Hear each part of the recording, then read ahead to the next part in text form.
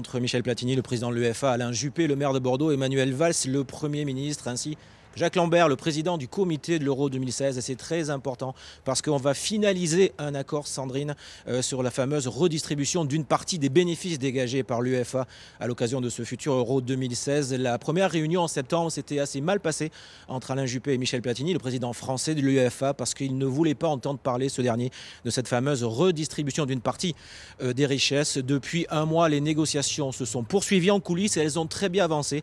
Et tout à l'heure, avant la réunion qui devrait servir, restons prudents, à finaliser cet accord, on était quand même relativement optimiste ici pour obtenir donc ce fameux accord. Est-ce qu'on connaît déjà le montant ?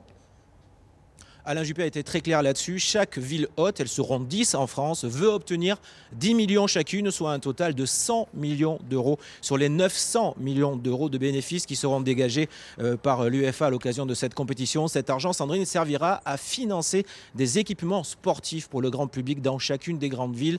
C'est la volonté donc d'Alain Juppé, le président du club des villes hôtes de cette compétition, d'obtenir 10 millions donc pour chaque ville. On saura d'ici une quinzaine de minutes lors d'une conférence de presse s'il a eu gain de cause. Alors si accord il y a, Nicolas, c'est forcément une bonne nouvelle en termes de communication politique, à la fois pour Manuel Valls, dans un contexte économique et social difficile, on le sait, mais aussi pour Alain Juppé.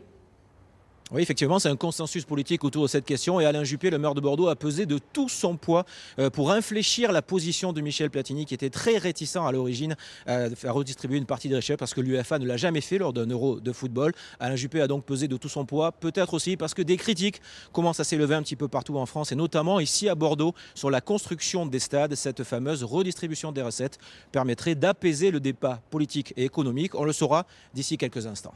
Merci.